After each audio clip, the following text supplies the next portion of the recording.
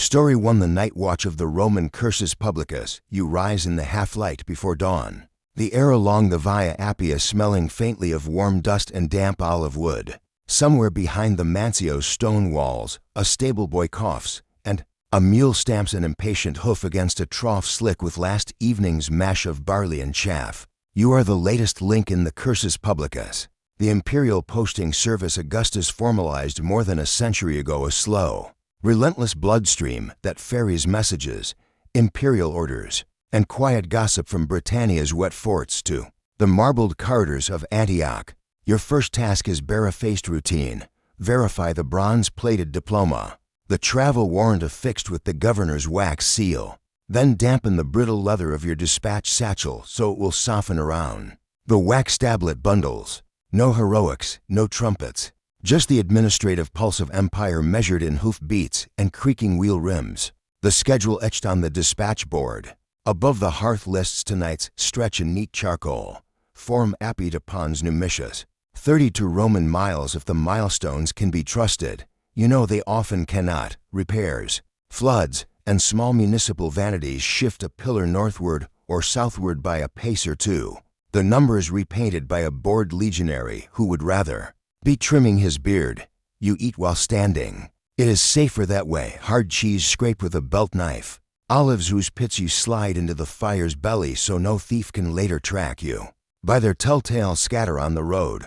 Watered wine, 3 parts aqua to 1 part Falernian dregs, keeps the parchment of your throat from cracking in the night air. The steward of the station, a former centurion demoted for reasons lost to anyone who cares, hands you a waxwood riding crop. He reminds you again to switch horses at mutations every 10 to 12 miles. You nod again, though you know the stations tend to run out of fresh mounts by the second watch. Outside, the flagstones glimmer. A moon less than half full hovers above the horizon like a clipped coin. You adjust the linen bandages wound about your calves, then step into a pair of travel-stained calici, whose hobnails have started to sing against the stones with each step a faint, metallic lullaby that only couriers know. Somewhere on the opposite ridge, a vigil's patrol beats his staff 3 times against a bronze shield, the code for all quiet. But keep watch. The echo fades and is replaced by the lazy cheer of field crickets. You inspect your mount, a chestnut mare branded with the imperial thunderbolt, ribs just visible under a glossy pelt. Official guidelines recommend 9 changes of horse between Rome and Capua, but guidelines bend under the weight of reality. Grain shortages, crooked station masters, and the inevitable worming of livestock ensure that you'll be lucky to swap 3 times tonight. You adjust the braided hemp reins. The mare swivels an ear but stays still, trained as she is to understand that the road is neither cruel nor kind, it simply persists.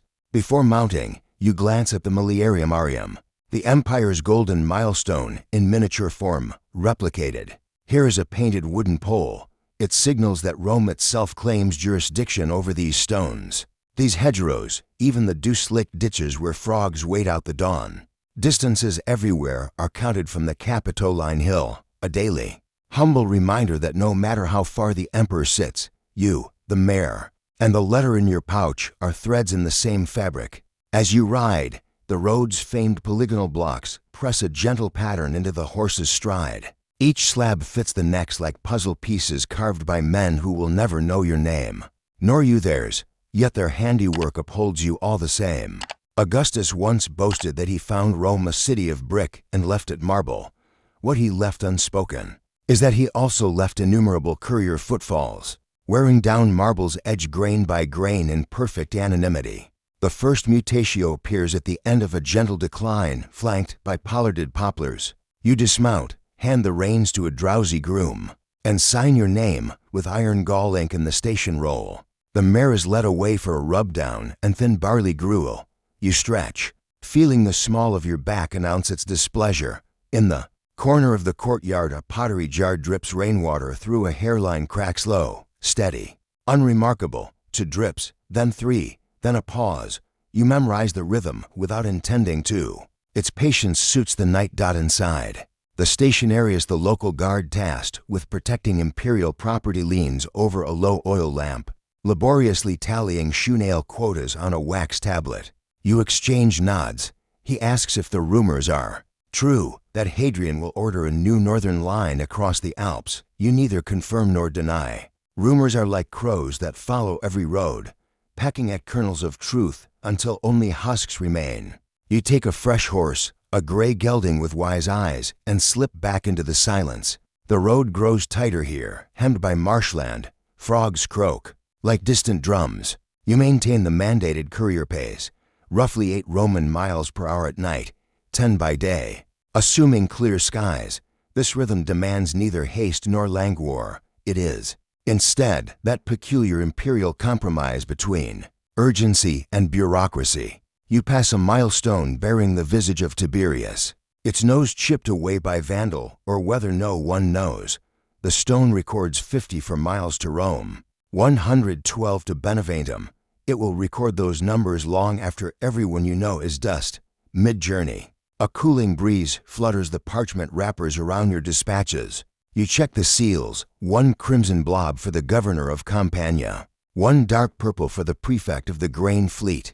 Wax retains the indent of each signet ring, an eagle clutching thunderbolts, a stalk of wheat bent by wind, tiny symbols.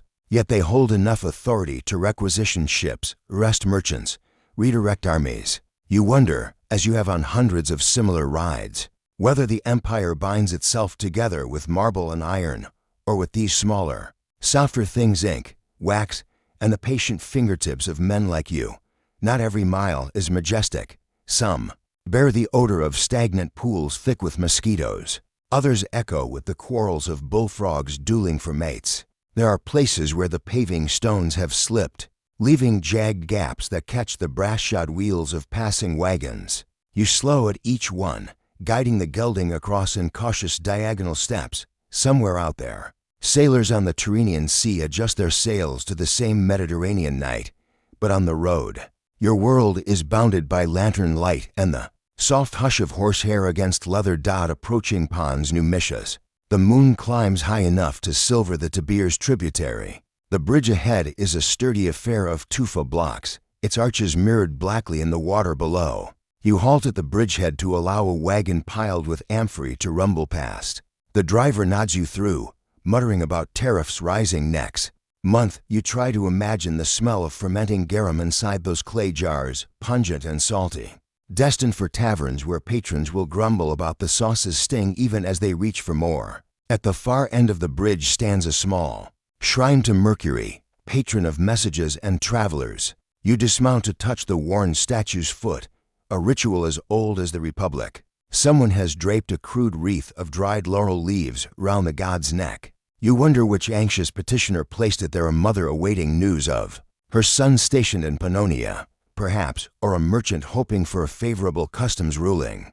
The wreath crackles under your fingertips, brittle as last season's promises. The way station at Pons Numicius is little more than a fortified tavern hugging the road's bend. You surrender your horse to the hostler, rub warmth into your own stiff knees, and enter a common room heavy with the smell of lentil stew. A lone bard tunes a lyre in the corner, though you doubt he will actually sing. Couriers and drovers make poor audiences, prone to drifting off before the second verse. You claim a bench near the hearth and spoon up mouthfuls of stew. The pulses are overcooked, the broth thin, but the warmth matters more than the flavor. On a wall beside you hangs a parchment map, hand-copied many times, its ink lines thickening with each generational trace. It shows the empire webbed with roads, each marked by tiny circles where the manchones sit like quiet sentries. You follow the line from Rome southward, finger drifting across names you know only as night stops: Durs Tabernae, Tarracina, Fundi. Outside the tavern, however, the map grows fuzzier, as though the cartographer's certainty dissolved where his feet grew tired. You pause at that blurred edge, reminded that every system, even Rome's fabled roadwork, relies on human stamina to stay sharp. You check your satchel one last time before turning in. The mare's hoof beats still echo faintly in your ears, a phantom rhythm that lulls the mind. Tomorrow you will rise again, repeat the rituals, and measure the empire in lamplit increments. For now, you ease onto a straw pallet, cloak doubled under your head, and let the muffled snores of other travelers weave a net of soft sound around you. Yet as sleep hovers, one question flickers like a candle's last gasp. Will the letter bearing, the purple seal, outrun the slower wheels of politics? Or will its rival simply confirm decisions already made in shadowed atriums? The morning comes not with a trumpet, but with the damp sigh of dew lifting off the flagstones. A rooster crows somewhere ambitious, you think, for such a modest tavern, but his call goes unanswered. The stable hands are already moving, their feet shuffling against the ground like parchment being folded.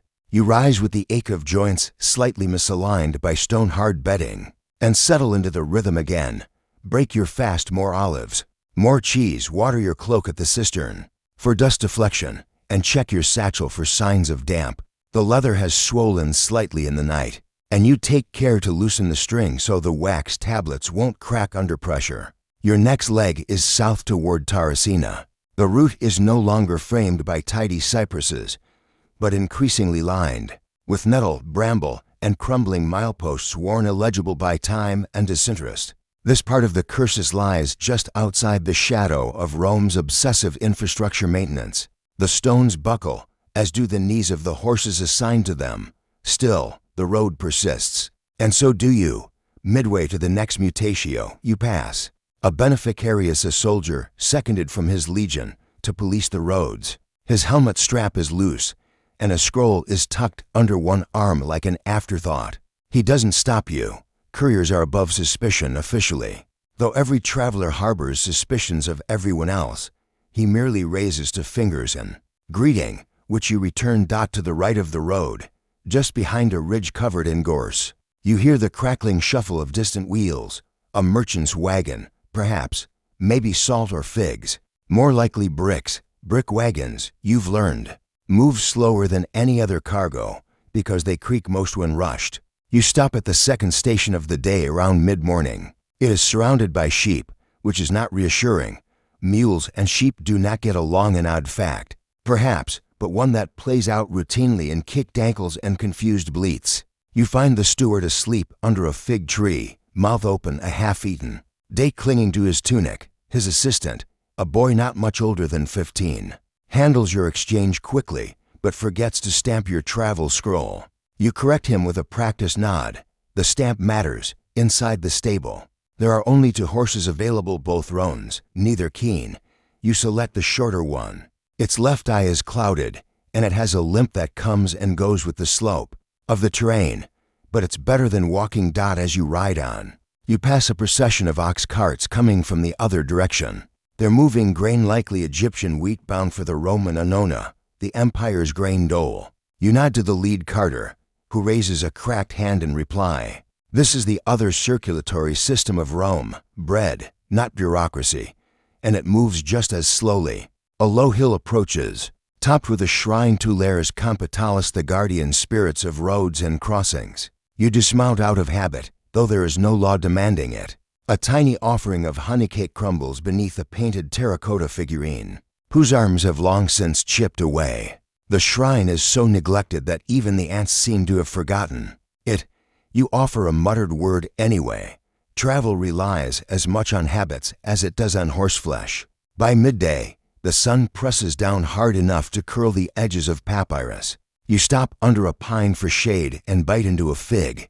It's overripe, its skin splitting at the touch, but its sweetness makes the next mile easier. You use the last drops in your water gourd to rinse the bridle bit of dust. The gelding snorts approvingly. Just past the next bend, a minor excitement. Roadworks. A legionary work team is resetting flagstones knocked loose by a recent cart accident. One soldier, face pink with sun, waves a red cloth to slow traffic. You dismount and lead your horse across a narrow shoulder, feeling the incline beneath. Your heels like an accusation. Nearby, a Mensura Roman surveyor consults a long measuring rod and a frame leveler as he squints down the line of stones. He looks up as you pass. Courier, he asks. Yes, northbound or southbound? South. He nods, then mutters, tell Tarracina they're milestones off by 6 feet.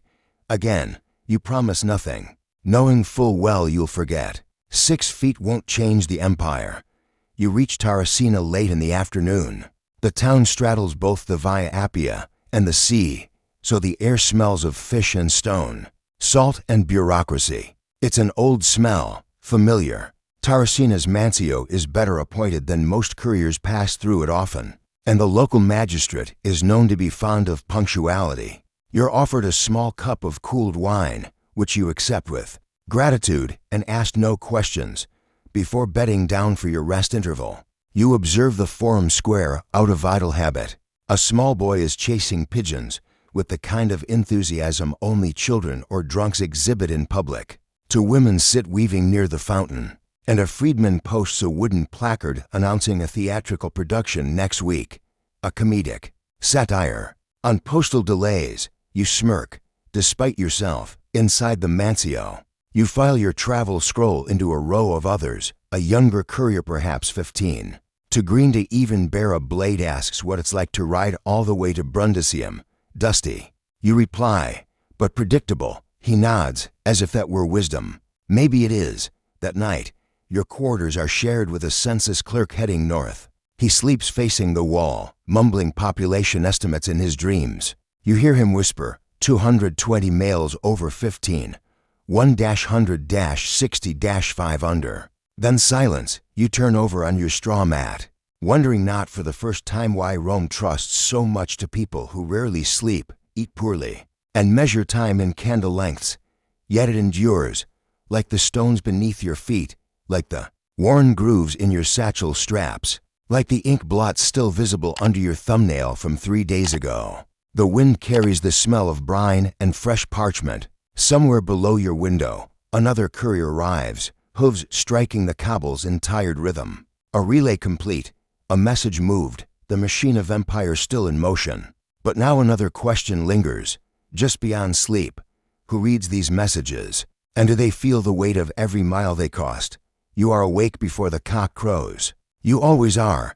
It's not discipline, though. The empire would prefer you believe that. It's routine. A dull, unromantic rhythm. The same way that sandals wear out at the heel before the toe. The same way every satchel grows soft in the same to corners. Your body has simply adapted to the work. You rise, drink what little water remains in the clay cup, and check your dispatches. One seal is smeared slightly the governor's red. Wax cracked in transit, no doubt from the swelling heat and the bump at the roadworks. But the impression is intact. The satchel passes muster. Your new mount is waiting. A dun-colored mule, this time not a glamorous choice, but dependable. Mules know the road. Horses know the thrill of speed. Mules know how to survive on it. This leg is one of the longest, Tarrasina to Capua, with hills and old battlefields in between. You follow the Appian Way where it carves inland from the coast, past relics of the Republic forts built to check Samnites, temples left to the weather, and ancient road altars now overgrown with lichen the color of ash. The road is quieter. Here, fewer carts, fewer witnesses, but also fewer stations. The work gets lonelier the farther south you go. Past Fundi, the road ascends in a series of switchbacks through the Monte Arunci. Here, the engineering becomes more visible: arch supports, retaining walls, drainage channels. You pass under a stone aqueduct and are startled by a hawk's sudden cry from the cliffs above. The mule flicks its ears but doesn't falter. You stop briefly at a broken milestone, half buried in dry grass. The number has been lost to erosion, but someone, perhaps a previous courier, has scratched an arrow into the stone, pointing east. You trust it. You don't need the stone to know where you are. You could trace this road blindfolded by the smell of the dirt alone.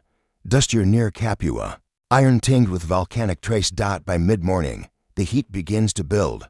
The mule slows, and you allow it. Heat stroke kills faster than delays. The air trembles just above the cobbles. To your right, a small stone shrine with an inscription long faded stands watch. Someone has left a fresh apple and a small cup of barley. You do not stop long, just enough to press a coin into the dust by the cup. An offering for the journey, yours, and the one someone else may never have completed. Approaching the Garigliano River, you see remnants of a waylaid wagon. 2 wheels, 1 axle, and a scattered trail of amphora shards. No sign of the driver. Likely salvaged by locals or reported and removed by the next military patrol. but still its silence speaks to the fragility of even the simplest transport. You wonder, as you always do in these moments, what was in those amphorae? Oil, wine, vinegar. Were they bound for market or temple? Was someone waiting for them? You think of your own cargo, the letters folded tight into wax-sealed cylinders, the wooden tablets covered in smudged ink and dense abbreviations. They, too, are cargo, fragile, susceptible, yet more enduring than their bearers. The letters will arrive or they won't, but the journey remains. And that is your job.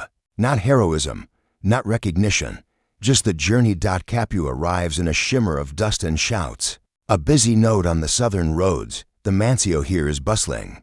Local officials are arguing with a grain agent about missing weights. A young woman is binding scrolls into linen. Someone is boiling something pungent near the stable's onions. Perhaps, or spoiled fish stew. You dismount, hand off the mule, log your passage. You're handed a new dispatch bundle, 6 tablets, all double-sealed. The red of one suggests urgency, but not extreme. A purple ribbon catches your eye. That one, you know, is for Brundisium. The end of the line, the road's terminus, where ships wait to cross to Greece, where messages cease being landbound and instead become flotsam, entrusted to winds and the mood of Poseidon. You've been to Brundisium before, more times than you can count, and yet each journey there carries a different weight. Something about endings, perhaps. Outside Capua, the road smooths out for a stretch. You pass olive groves, their twisted trunks casting long shadows even in the afternoon sun. A farmer with a donkey nods to you as he balances a basket of figs. A child in a tunic too short waves at you from a ditch. This is not the Rome of marble columns and speeches. This is the Rome you know, the quiet, dust-covered empire that persists in ordinary days. Near Cales, you stop at a mutatio for water and a new mount. This one is a gelding again. White-faced, nervous, you soothe it with a whisper and an old trick, pressing your forehead gently to its temple. It calms, slightly. You ride through dusk, the shadows grow long, and the light slants, red through the canopy of pines. As night falls, you pass the site of an old battlefield, a forgotten skirmish during the social war. They say, the ground remembers in ways men do not. You dismount and walk a few steps, feeling the dry crunch of centuries beneath your sandals. No one speaks of these places, but every courier knows them. When you finally arrive at Brundisium, the moon has risen, soft and full. The town itself is still half asleep, though a few dockhands are unloading jars by torchlight. At the Mancio, the clerk takes your letters without ceremony. He stamps your scroll, records the time, nods. You've completed your leg. The message now belongs to someone else, a sea captain, most likely, or another courier, or a clerk with better Latin than manners. You're offered a cot, but you decline. You prefer to sleep under the awning near the fountain. The splash of water is more honest than snores. You close your eyes. The sound is steady, like hoof beats over cobbles. Somewhere across the Ionian Sea, someone will read one of your messages. They will react, perhaps with a raised brow, perhaps with action, perhaps with silence. You will not know. You never do. You are a courier. You carry the words, not their meaning. The sky begins to lighten. Another courier, young, green, hungry, approaches with a satchel to full and sandals to new. He asks you if the road to Rome is hard. You think. Then you say, only if you expect thanks. He nods like that makes sense. You close your eyes again, and you wonder not for the first time if anyone will ever write a letter about you. Story 2. Counting rice shoots. A day in a Heian-Period tax a Phiseth rain has a different sound in Kyoto. Not the hurried clatter of a storm nor the impatient tapping of summer downpours, but a slow, considered fall, a rhythm so faint it could be mistaken for silence. It patters lightly on the tiled roof of the provincial records office, a building as symmetrical and unhurried as the bureaucracy it houses. You are here before the sun, seated in the corner of the long, lacquered bench, watching the morning lanterns flicker against the damp walls. It is the 10th year of the Kanpai era, and rice shoots are being counted, not harvested, not eaten, not even threshed, counted. You are a low-level scribe, one of many tasked with transcribing and verifying the tax assessments. Sent from outlying estates, these assessments come wrapped in straw, bound with string dyed with the faintest blue. From indigo vats, inside, tallies, land plots, rice seedling yields, and an assortment of dried mud smears from distant paddies. It is all remarkably tedious and vitally important. The office's inkmaster arrives with the brush carts. They rattle slightly, even on tatami mats. Each cart is a tray stacked with brushes sorted by thickness, some fine enough to draw a whisker on. A cat's cheek, others, bristled for heavier log stamps. The inkstone is set beside you, soft, gray-black, and already damp from someone's early preparation. You bow as the head clerk enters, dressed in a light blue carraginu with a moth bite near the hem. He notices but says nothing. He does not speak often. His eyebrows do most of the communication, one quirk to approve, to reprimand, and a particularly slow rise. When someone smudges an imperial stamp, the first parcel of the day is brought in by a courier from Yamashiro province.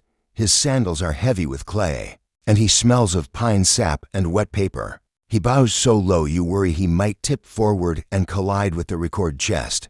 The package is unwrapped carefully, its straw matting placed aside to be dried and reused. Inside, a sheaf of scrolls noting tax yields from a Schwen estate nestled beside the Katsura River. Rice paddies there were hit by a minor flood in the early spring, which means the estimated output must be adjusted. This is done not by field visit, but by referencing old growth tables, rainfall records, and the estate's last 10 years of yield. Your desk partner, a man known primarily for chewing ink-stained twigs, grumbles softly. Third time they've claimed flooding this cycle, he says without looking up. Either the heavens are cruel to them alone, or they've learned the benefits of exaggeration. You nod, though it isn't your place to comment. Instead, you trace the original.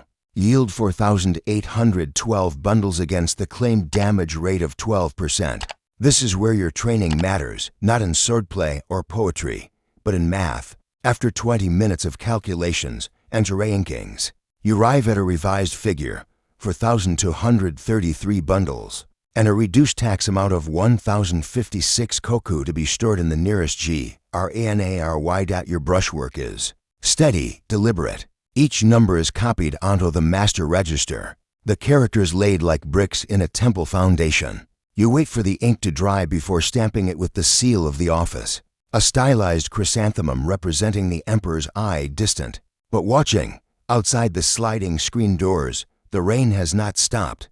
In fact, it seems slightly more determined. You hear the murmur of attendants moving between buildings under shared umbrellas, made of oil paper and bamboo. The lunch bell sounds 3 slow chimes from the bronze bowl mounted on a cedar frame. You set your brush aside and stretch. Your knees crack, your fingers ache, and your shoulders feel as if they've been carrying more than numbers. You eat in the corner of the record room with 2 other clerks. The meal is simple: rice mixed with millet, pickled plum, and a slice of grilled daikon. Conversation is sparse. Most clerks are lost in thought, reciting scroll formulas or silently debating the legitimacy of a harvest figure from Awa province. One of the senior scribes complains about a shipment of rice being infested with weevils. The tax rice was already poor, he mutters. Now it can't even be served to dogs. Perhaps dogs in the capital are learning humility. Someone replies. No one laughs, but you feel the corners of your mouth twitch. The second parcel of the day comes from a private estate, run by a distant cousin of a provincial governor. That means trouble. Not because the numbers are wrong, they will likely be impeccable, but because the numbers must be handled politely. Family, even distant, deserves respect. The scroll is wrapped in silk, the string dyed a deeper indigo. The handwriting is elegant, and you suspect someone paid a calligrapher to transcribe it, or still, it is your job to verify. And verify you do. The estate claims 5,300 bundles of rice, 3 years of consistent yield, and an unusually high percentage of polished grain. You check the figures, they align, but something feels off. The footnotes mention an experimental irrigation project, funded by the governor's discretionary funds, likely meaning some creative accounting. You write a brief notation, Yield consistent with prior record. Confirm irrigation record on next cycle. You do not accuse. You simply place a comma where someone else might have placed a period. That is the way of the Heian bureaucracy. Afternoon arrives slowly, borne on the scent of damp tatami and old ink. Your eyes itch, your back protests, but the stack of scrolls shows no sign of thinning. You reach for another, this one from Io province, coastal, known for wind damage and elaborate excuses. The scroll is water-stained. The characters blur in the middle like tears on parchment. You turn to the clerk beside you. Saltaire again. You ask. No, negligence, he replies. They keep their storage pit too close to the shoreline. You sigh and begin transcribing the legible portions. A scribe's job, after all, is not to correct the world but to record it, however flawed. As the sun lowers behind the western shutters, the final task of the day approaches, sealing the ledgers. Each entry is checked by a second clerk, then passed to the chief. He rarely speaks, but tonight he pauses. This figure, he says, tapping the revised Yamashiro total. Why so precise a percentage? You explain the pattern, the rainfall comparison, the crop rotation table, and the slope of the fields noted in a previous report. You do not embellish. You simply show the numbers. He nods once and seals the page. The lanterns are lit for evening. The office is quiet now. Even the rain has softened into suggestion. You wash your brush, fold your records, bow slightly to your desk. Tomorrow you will repeat this, and the next day, and the next. Somewhere in a palace pavilion, a noble may enjoy a rice cake sweetened with syrup, unaware that the syrup came from sugar taxed on a coastal ledger you once transcribed. The empire flows like water, and your brush marks its channels. And yet, as you step outside into the darkening drizzle, one question lingers. How much of an empire can be lost, not in war, but in a single miscounted grain? The rain has not stopped. You return the next morning to the same bench, the same inkstone, and the same low murmur of scribes shuffling through bundled reports. The scent of damp cedar wafts through the corridors, along with the fainter smell of mold, imperial mold, one might say, grown carefully over generations of rain-soaked scrolls. There is comfort in the monotony. The record's office is a calm, methodical world. Outside, Fujiwara courtiers debate poetry contests, and temple monks petition for roof tiles and lacquer. But here, within the square walls of the Kyoto Revenue Bureau, the universe is constructed one rice tally at a time. The first scroll of the day is from Mikawa province. It arrives with a blotch already spread across its corner, ink spilled in haste or nervousness, or perhaps the work of a scribe's careless elbow. The courier apologizes as he sets it down, bowing twice and backing away as if the parchment might accuse him. Inside, a survey of Tanbo, wet rice fields from the lowland terraces east of Okazaki. There's mention of early growth ratakigari, which you confirm by pulling a reference volume from the cabinet behind your station. The ink on the scroll is poor quality, runny and thick in turns, making the characters look like they've been chewed by a calligraphy student with a grudge. You adjust. That's what a good scribe does. You adjust your brush pressure, rework the stroke order, and transcribe the totals. 3,060 koku taxed, 9,000 bundles claimed. Reduced yield due to red-blight. When you submit it to the lead clerk, he pauses and asks if Mikawa included a flood map. You check. There's a sketch folded into the inner pocket of the scroll, a jagged ink line, meant to represent the Shin River, with 3X marked along the left bank. It is imprecise, possibly fictional, but it fits protocol, and in that, it is valid. Mid-morning. The rain lifts slightly, enough that someone opens the office shutters. A breeze enters, bringing with it the scent of pine needles and fish sauce. From a vendor's stall nearby, you close your eyes for a moment, feeling the ink on your brush begin to dry at the tip. You root it and return to your desk. The courier from Aki province has arrived with 3 scrolls and a silk-wrapped envelope, bearing the personal seal of the governor. This is unusual. The governor of Aki is known for his reluctance to communicate directly. He prefers messengers to summarize his intent in verse or metaphor.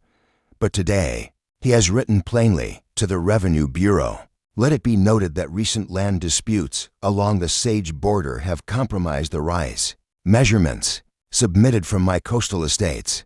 I request temporary adjustment until official surveyors resolve the matter. This kind of request must be handled delicately. On one hand, a provincial governor holds great autonomy. On the other, the capital does not look kindly upon adjustments made without precedent. You pull the report and begin checking backlogged filings for corroboration. Sure enough, last season's yield from sage shows an abnormal spike almost 17% above the 5-year average. This could justify the discrepancy, but it could just as easily indicate creative accounting. You enter the data, adjust the figures by 7%, mark the entry with the notation, awaiting verification from land surveyors. Figures entered as provisional. When you bring the record to the lead clerk, he is holding a feather fan. He does not use it for cooling. He uses it for decisions. He waves it twice in the air over the scroll. Not approval, not rejection, ambivalence. The clerk speaks slowly. Send a return message. Acknowledge receipt. Inform the governor we expect formal surveyor stamps next moon cycle. You bow and copy the reply. Just before lunch, a minor drama unfolds. A scroll from Sagami province appears to have been altered. Not maliciously, just sloppily. The ink on one line is darker than the rest, and the date appears to have been scraped and re-inked. This raises eyebrows. You call over a specialist in forgery detection, a middle-aged man with thin spectacles and a nose perpetually red from ink allergies. He examines the scroll under lamplight, muttering softly to himself. Improper stroke weight, uneven brushing, definitely a second application. He nods and makes a notation. The scroll is sealed with a warning label and sent to the oversight clerk. You will not hear the outcome. You are a recorder, not an investigator. Afternoon arrives with a murky sky and a backlog of scrolls from the inland provinces. Yamato. Oweri. Hida. These are dependable, if uninspired. In their reporting, their estates are old, their boundaries rarely change, and their fields are well managed. The scrolls are dry, tidy, and full of straight lines. Easy work. You copy to full reports without smudging once. The feeling is vaguely satisfying, like polishing a floor that no one will ever walk on, but knowing it's clean anyway. Later, a message from the Ministry of Taxation arrives. It contains updated values for the standard koku, adjusted to reflect the surplus of rice in the southern regions. That means you must revise all recent filings for Kyushu. You sigh quietly. This happens every season. To clerks groan. One says, "Why do they always send these changes after we've finalized the books?" The other replies, "Because nothing is final until it's been rewritten." You begin cross-referencing. You write the new value. 1 koku now equals 180 liters, not 190. Small, but enough to matter. You mark the margin with a red dot, signaling a recalculation due before week's end. Evening arrives with the smell of roasted barley and the sound of sandals slapping across wet stones. The final scroll of the day comes from an estate overseen by a retired monk. Its script is spare, no embellishments, but the data is impeccable. Every digit checked, every seal clean. The entry is so accurate you consider copying the format for use in your next monthly report. The rain begins again, more insistent this time. The lanterns flicker. Someone spills ink on their sleeve and curses under their breath. You copy one last figure, place your brush down, close the ledger. You leave the office just as a courier arrives, soaked to the skin, scroll bundle pressed to his chest like it holds something alive. He is ushered inside without question. You pass him by without a word. You know his night is just beginning.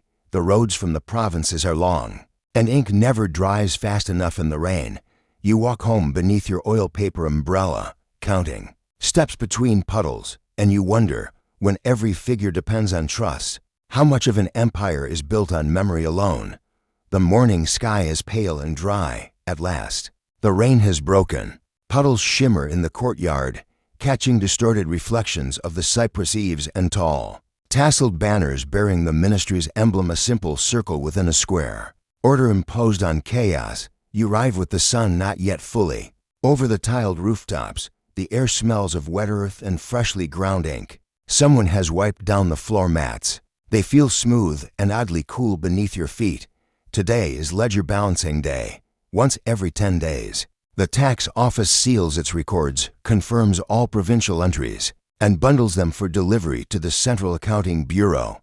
This is a solemn process not for ceremony, but for tedium. Each scroll must be verified, each figure matched against prior entries, and each brush stroke authenticated with a rotating seal. The lead clerk, always fussy on sealing day, has tied his sleeves up tightly and sharpened 3 new brushes. You begin with the northern provinces. Echigo, Mutsu, Dua. These regions are far from Kyoto, and their assessments arrive weeks behind the others. Their scrolls smell of pine and occasionally of horse sweat. They're often too damp, sometimes singed at the edges from travel torches. The calligraphy from those parts tends to be rough. Characters lean forward, as if rushed, but the numbers rarely lie. Perhaps distance encourages honesty. You check each for ghost entries, phantom plots of land that appear mysteriously on one ledger and disappear on the next. These are rare, but they happen. Estates claimed under multiple names, tenant farmers misreported. Sometimes it's an accident, sometimes not. Today, a name appears in the Dua report, an estate called Suzukagahara, listed with 212 tanbo under cultivation. You check last cycle's entry. The name is not there. Curious.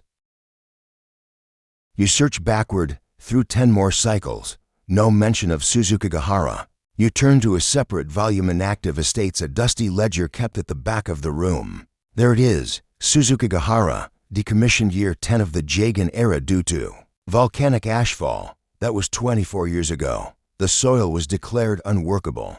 The temple that oversaw it was relocated. You call over the fraud clerk. He studies the scroll, sniffs it, turns it in his hands like a doctor examining a suspect limb. Same ink batch as the rest, he says. Same brush type. But this column, see here, the yield total doesn't line up. It's been forced to match the averages. You nod. The entry will be flagged. A copy sent to the local magistrate. But you don't feel victorious. You feel tired. This kind of mistake or fraud happens. Often, the empire runs on faith in figures, and sometimes that faith is misplaced. You stamp the record, not approved, not denied, deferred. Around mid-morning, the governor of Tamba sends a personal courier. Unusual. Very unusual. He arrives on foot, panting, his face red from effort and embarrassment. He kneels for several seconds before he speaks.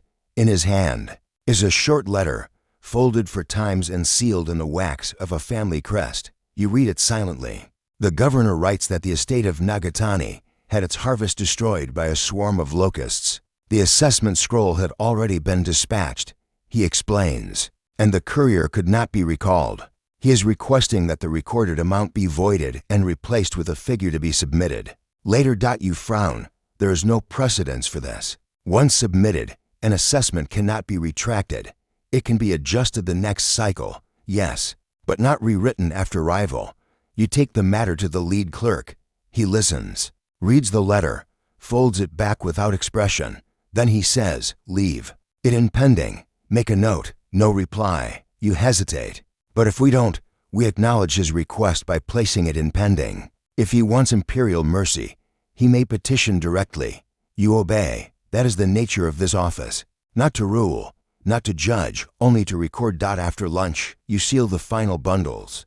Each is tied with a strip of indigo-dyed paper, then wrapped in mulberry fiber cloth. The seals are pressed, one dry, one waxed. The courier assigned to deliver them arrives, checks the string knots. There is a system, and bows. He does not know what is in the scrolls. He does not need to. You hand him a list of recipients and watch him vanish into the sunlight. Another cycle complete, but the work is never truly done. You stay behind to work on backlogged corrections, odd decimals, mismatched village names, ink blots, that obscured harvest dates. These are small things, but they matter. The empire is built on grain. Grain is taxed. Taxes are recorded. Records are maintained by people like you. You think of the farmers bent double over flooded fields, of temple lands exempted from levy, of governors with family debts and couriers, soaked by storms, all their lives translated into symbols, strokes, and figures, all of it passing through your fingers. You think about the estate with the ghost name Suzukagahara. Who added it? Why now? Did someone remember the name fondly, or simply think no one would notice? You write a note to yourself in a small, private notebook you keep hidden behind the record shelf. Remember to follow up on Suzukigahara in next cycle's tally. You do not expect thanks. That's not the point. You close the book. The room is nearly empty now. The evening light is golden and patient, like the script of a careful scribe. As you walk home under the fluttering flags of the tax ministry, you hear the faint chant of monks from the nearby temple of Enryakuji, drifting down the hill with the rhythm of bells, and you wonder quietly, and without expectation, what happens to the fields no longer counted, and to the people who lived, by numbers now erased. Story 3, Salt and Silence. The Sahara's forgotten Hausa caravans. Sahara does not roar. It whispers. The wind here is not violent, not at first. It does not scream across the dunes like a storm in a sailor's tale. No, it starts with a rustle like grain poured into a clay bowl, then a dry hiss as the sand grains shift imperceptibly. It is only later, when you are 10 days deep into the desert and your canteen is warm as soup, that you realize the sound has never stopped. It is 1372, and you are part of a Hausa salt caravan, somewhere between the ancient town of Kano and the far-off mines of Tegaza. You are not a merchant, not exactly. You're a kafa, a caravan assistant. Your job is not to buy or sell. Your job is to count. To count camels. To count bundles of salt. To count days between wells. To count the breaths of travelers in the dark. And sometimes, to count who didn't rise by morning. You began in Kano, a walled city of red mud brick homes, where merchants shout softly and markets begin before dawn. There, the caravan assembled under the direction of the Sarkin Kasuwa, the market chief. He has the final word on how many camels, how much grain, how many guards, and how much debt can be tolerated before departure. You remember the first day of packing. Salt loaves shaped like window panes, pale and heavy, were stacked in symmetrical piles. Each camel would carry 4 slabs, lashed with cords of woven dome palm fibers. They were not the finest Tegaza salt that would come later, but local blocks intended for trade along the early route. Camels, for their part, do not care for order. They groan. They kneel slowly, reluctantly. They sway as they rise, like ships lifting out of port. They spit at anyone who handles them clumsily, and they remember faces. You keep your distance. By day 3, the red soil of Kano has faded behind you. Ahead, bushland giving way to scrub. The caravan is now a string of brown and beige, moving slowly, always slowly. You travel early, well before the sun turns cruel. The rhythm is simple. Rise before light, move in silence, rest at noon, walk again toward dusk, and halt just before darkness falls entirely. You count camels every evening. This is your job. Not because they stray, they do, or because one might collapse, they sometimes do, but because numbers comfort people, especially in the desert. 87 camels, 44 men, 7 large bundles of grain, 1 traveling scholar with a broken sandal, and more parchment than food. This is your reality.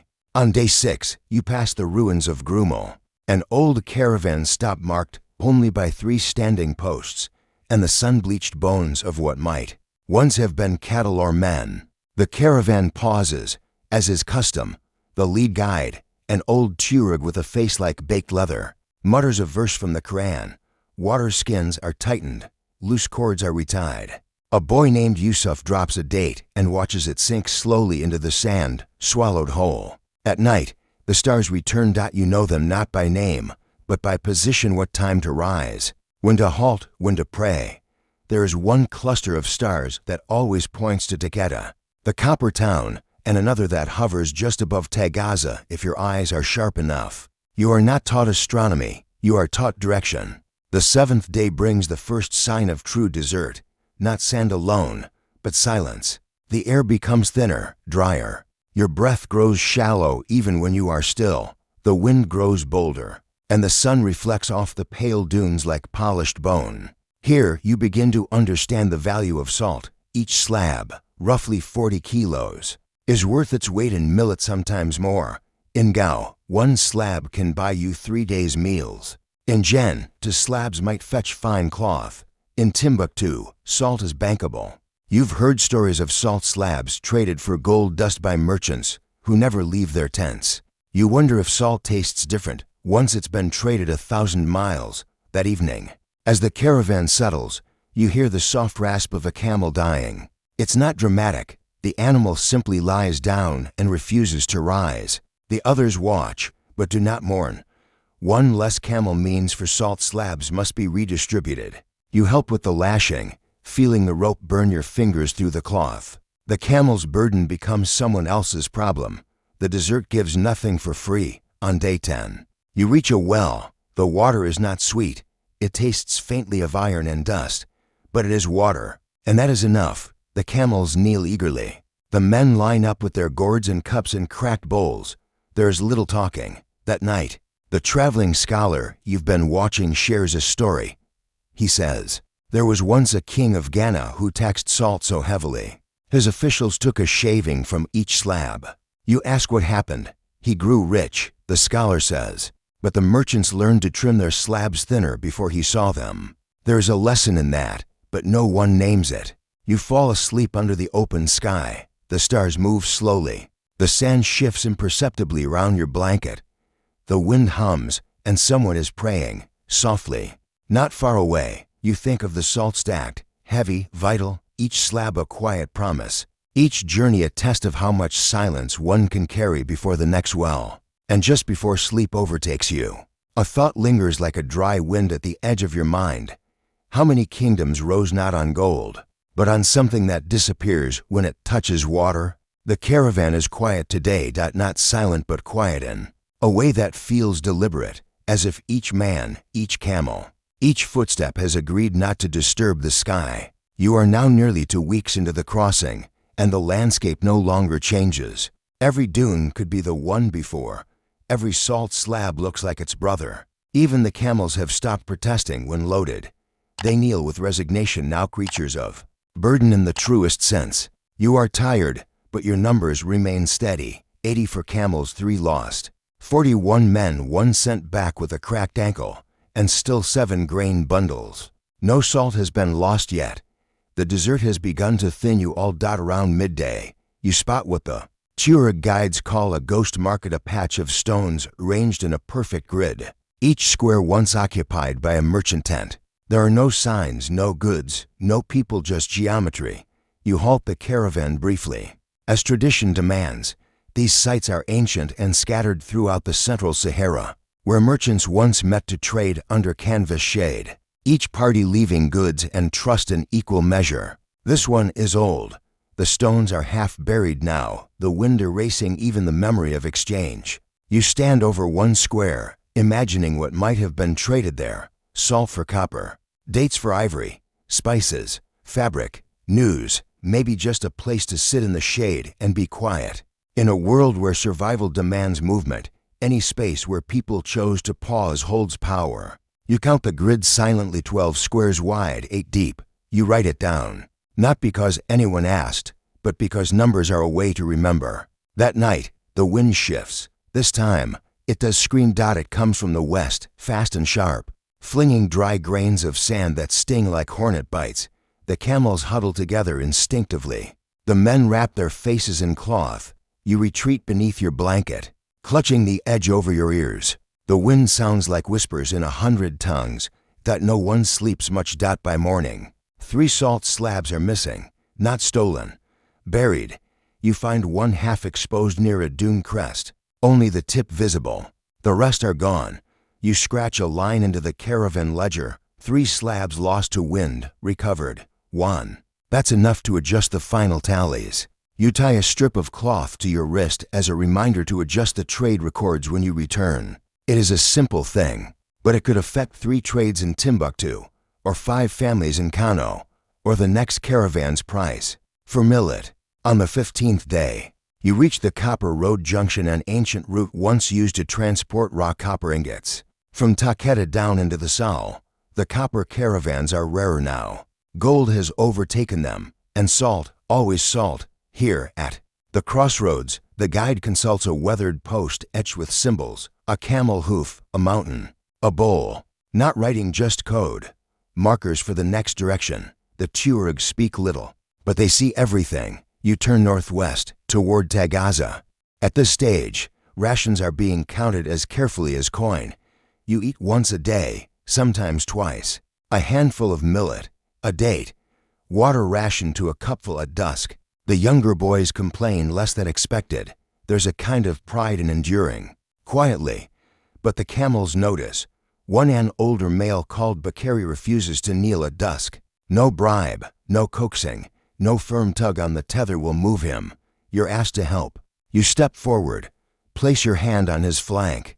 Speak gently. Then, from behind you, the scholar says, he's teaching us something. You turn. About dignity, the scholar adds, and the cost of carrying too much. No one laughs.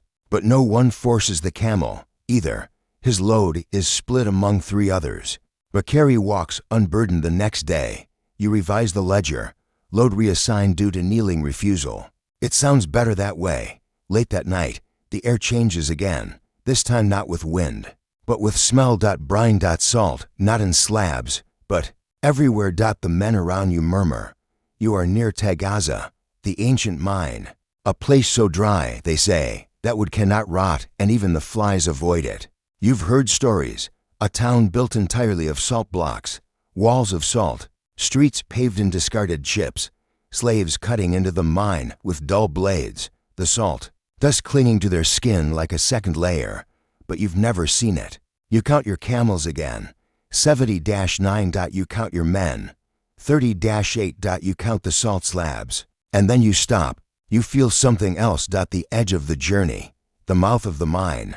Tagaza emerges the next morning, low, flat, and ghost-like. It's not a city, it's a wound.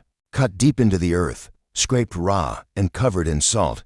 There are no gardens, no markets, just salt and the men who dig it, and the guards who watch them. You do not enter. That is not your place.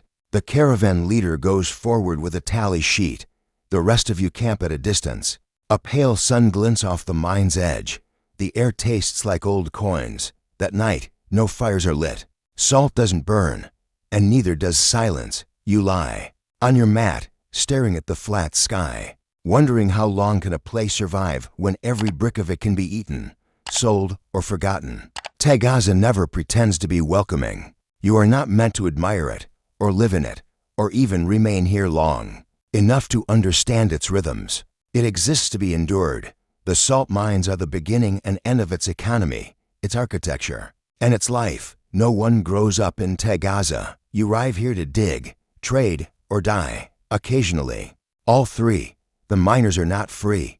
Most are enslaved captives. From wars or debt, from places you've never heard of. They live in structures made of stacked salt blocks, sealed with camel dung and prayers.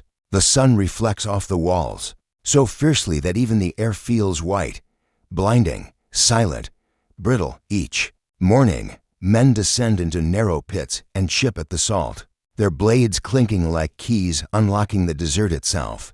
Every strike sends flakes flying into the air, floating like ghost snow. The dust settles into pores, teeth, lungs. The salt gets packed into loaves, rectangular, heavy, stamped with simple hash marks.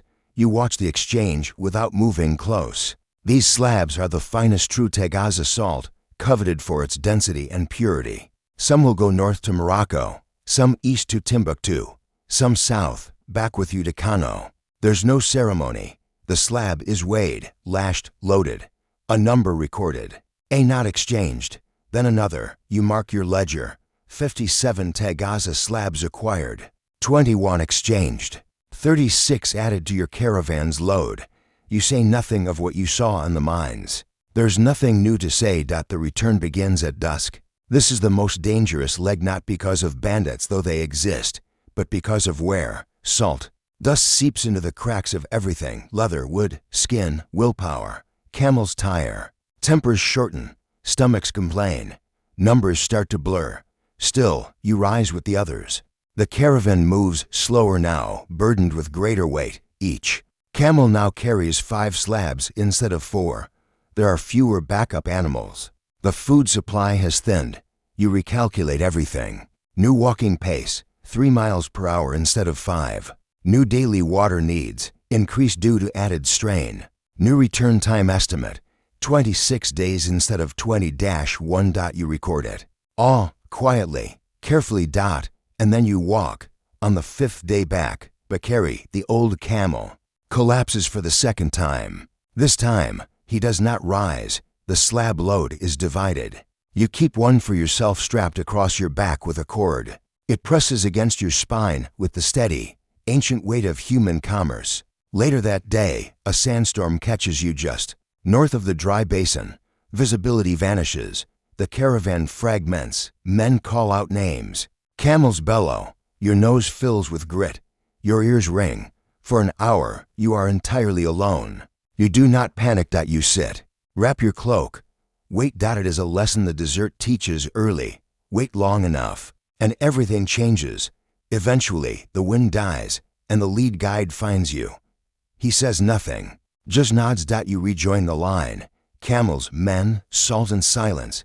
The salt begins to taste sweeter near take DDA. It's an illusion, of course, but after weeks of breathing it, brushing it off your skin, strapping it to animals, you believe you can taste it in the wind.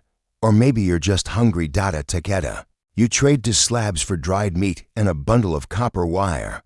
The wire will be used to fix saddles back in Kano. You note the trade in your ledger. The scholar is still with you.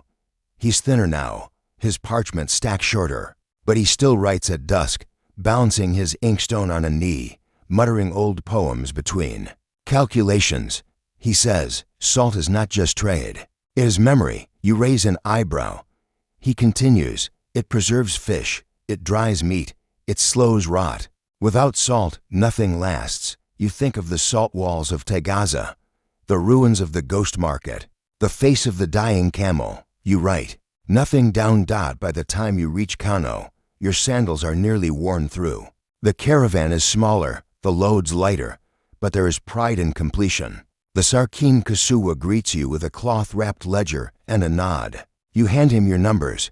He reviews them, approves them, files them into the marketplace archive, a mud-walled room with a wooden slat door and exactly zero ventilation. Your salt is offloaded, the bundles stacked for sale. You walk through the market that afternoon, seeing slabs already changed into cloth, into jars of honey, into contracts of credit. Someone buys a small coin-sized chip to trade for an egg. Salt, you think, is civilization's quietest currency. That night, you return home. You sit on a low stool, the ache in your knees unfamiliar now that you're not walking. A child you barely know. Your cousin's daughter asks, did you find the edge of the desert? You pause.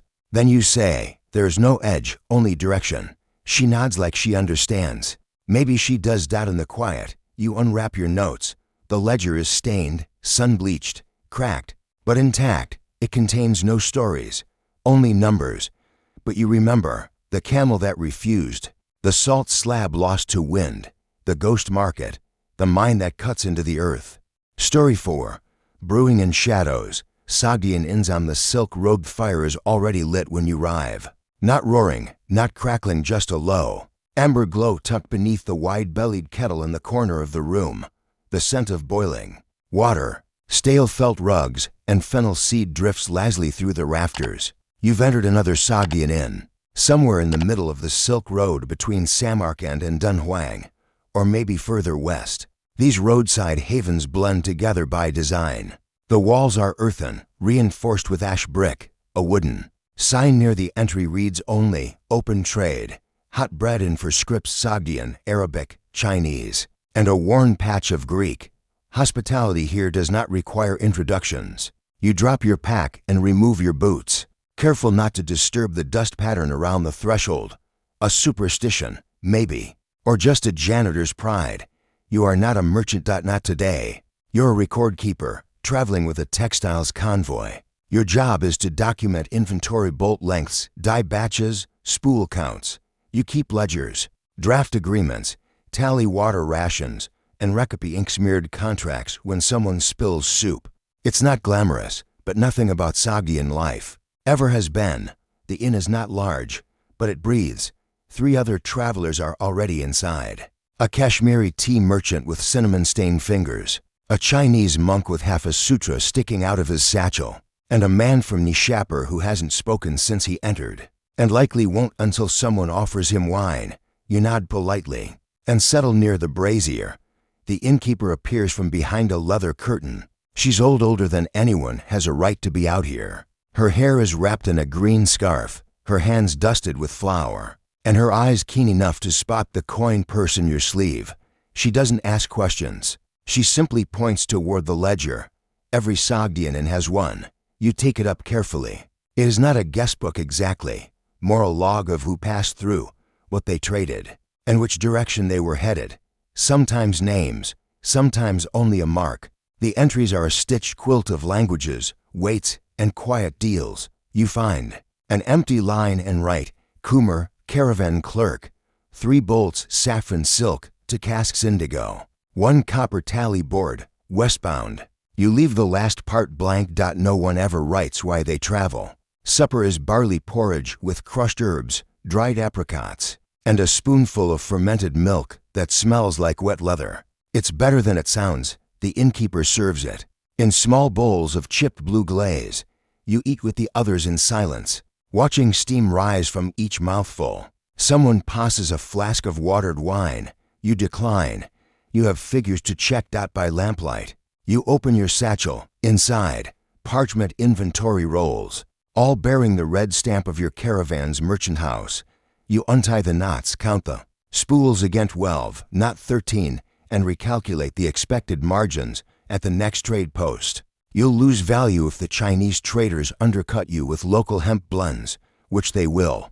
You jot a note, offer a discount if buying with silver powder or tea bricks. The Kashmiri across the fire watches you. You write a lot. He says that. You nod. It keeps me awake. He shrugs. So does good debt. Later that night, someone begins to play a Changa small Sogdian harp, tuned low to avoid waking the horses. The melody is hesitant, stitched together from memory. It's not a song for joy, it's a song for staying awake without panic. The kind you hum while counting coins or waiting for a caravan leader to return. You study the ceiling beams, which are painted with faded patterns, reds and greens, geometric knots, lines suggesting birds or clouds. These inns were built centuries ago, before Sogdiana was absorbed, reabsorbed, and renamed. The designs persist, even when the languages on the wall change. Someone sneezes. The tea kettle whistles once, then quiets. You retire to your mat near the back wall. Not because it's warm, but because the light from the brazier won't reach your eyes there. Before sleep, you open a thin paper booklet, your own private record. Not the official ledgers, but the one you keep for yourself. Inside, tallies from previous trips, margin notes, fragments of overheard conversations. You turn to a blank page and write, in at the river bend, 3rd day out from Marv, tea week. Guest book steady. Then, almost as an afterthought, woman from Bukhara said all the dyes are washing out early this year. You underline it. That might be useful. The fire dims. Someone murmurs a prayer in Persian. You close your eyes. The inn breathes quietly around you, wood creaking, tea bubbling, a donkey shifting outside. And you wonder, as you always do in places like this, how much history passes through these walls unnoticed, measured only in spilled ink and fading footprints. The morning arrives with the quiet insistence of trade. You wake to the sounds of hooves being checked, saddle straps tightened, a small child chasing a runaway goat near the water trough. The sun, just beginning to tip over the flat horizon, slices through the curtain at the entrance of the inn, lighting up the dust motes like flakes of gold drifting through honey. The fire is out, but the kettle still radiates faint warmth. You sit up slowly. Your back reminds you that mats here are thin. A tea bowl sits on the ledge beside you, still half full. Someone left it there overnight. You sniff, chamomile, maybe, or some local mountain herb you can't name. Either way, it's gone cold. Your first task, as always, is the inventory. You unroll the parchment scrolls from your satchel. Each bears your caravan's red seal and your own notations in the margins. Numbers, updates, warnings. The Kashmiri merchant from last night is already gone. So is the man from Nishapur. The Chinese monk remains, seated near the brazier, sipping something dark and bitter from a tin cup. You nod in his direction. He returns the nod, then gestures toward the guest ledger. Interesting entries this morning, he says in clipped, Sinitic-accented Sogdian. One merchant tried to write cinnamon oil but used the character for funeral urn. You chuckle, despite yourself. Profitable mistake. Hard to say. Someone will drink it anyway. You sit down beside him and open the ledger. He's right, the new entries are a mess. One man has written his load in Roman numerals, though it's clear from the ink and handwriting that he's probably from somewhere east of Kashgar. Another simply drew a picture of what appears to be a bolt of cloth and a sheep. You make a mental note, review with translator at next post. The innkeeper appears again, not with breakfast, but with a crate. Inside are cracked bowls, broken tools, and a handful of wax tablets used by previous travelers. She sets it down with a grunt and gestures for you to sort. It's a common practice. Scribes and clerks are often asked to go through the lost record box, a collection of abandoned notes, forgotten messages, damaged scrolls, and half-written contracts that never reach their destinations. You sift through the crate, a tally sheet from a yark and spice dealer, complete except for a missing stamp, a marriage contract between two traders, unsigned and dated 3 years ago, a fragment of poetry in Syriac script, pressed between the pages of salt shipment ledgers, a child's drawing of a goat, scribbled onto the back of a shipment invoice. Each tells a story. None of them yours. You copy the usable names into your private booklet, not to exploit them, just to remember. Just in case, names can come back, like echoes, and in trade, an echo is sometimes as useful as a bell. Outside, the sun climbs higher. The donkey has been found. A new caravan arrives, this one from the east. Dust still clinging to their robes and horses twitching from exhaustion. Their leader, a young man with cracked lips and bright eyes, offers the innkeeper 2 coins and one long story. You listen with half an ear. Something about a deal gone sour in Turpin. Something about bad silk and worse weather. You return to your work. Today's agenda: transcribe 3 new contracts. Prepare valuations for your remaining indigo, likely to drop in value the closer you get to Samarkand, and draft a formal dispute letter about the faulty die lots delivered at the last post. You sharpen your reed pen. Begin with the valuation report. Current holdings to full-length saffron bolts unopened. 3 partial, 2 water-stained. Indigo cask, 18% volume loss, likely due to evaporation or puncture. Recommends sale within 3 stops or conversion into powdered dye to minimize further loss. You pause, write a separate note to the caravan leader. Consider alternative. Route if Northern Pass reports remain closed. Risk of delay greater than margin loss. You fold the note carefully, seal it with wax, and mark it with your initials, just a circle and a line. Simple and forgettable. You prefer it that way. By afternoon, the inn has filled with noise. Traders argue gently over lentil soup and sesame flatbread. A man attempts to barter a silver earring for a single bolt of linen. Someone else shouts that the ledger has a missing page. You check it. Doesn't. He just doesn't recognize his own handwriting. A boy no older than 10 walks in carrying 3 loaves of coarse bread, 2 cracked teacups, and an enormous opinion of himself. He sets the bread down on your table and announces, "My father says the price of salt is going to drop." You raise an eyebrow. And what do you say? He shrugs. Salt never drops. People just pretend not to want it. You jot that down. Not because it's necessarily true, but because it might be. The innkeeper eyes you from across the room. She knows you're keeping more than 1 ledger. You offer no explanation. As evening settles, the Chinese monk approaches you again. He has a question. What's the heaviest thing you've ever recorded, you think? A slab of copper from Tashkent. Nearly split the camel's load frame. He shakes his head. I mean, not weight. Burden. You don't answer. You just write it down in your private book. Burden. Not always measured in stone. The lamps are lit again. The kettle begins to whistle. The fire breathes like an old man dreaming. And you, beneath all this quiet noise, wonder, what happens to all these trades, all these names, all these unclaimed pages, once the last ink fades? The inn feels older this morning. Nothing has changed, not outwardly. The same cracked tiles near the entryway, the same scorched marks beside the brazier, the same smell of tea and dry earth rising from the floor mats, and yet there is something quieter in the walls today, as if the clay itself has grown weary of secrets. You rise slowly, joints stiff from cold and crouched writing. The monk has gone, his mat folded, teacup empty, sutra pages missing from the drying line where he'd hung them to air, gone without a word. As monks do, you check the ledger. He didn't sign out. You add a single mark beneath his name, a half circle. That's what you use for travelers who disappear into the road rather than through the gate. You consider that maybe someone will do the same for you one day. Today is your last at the inn.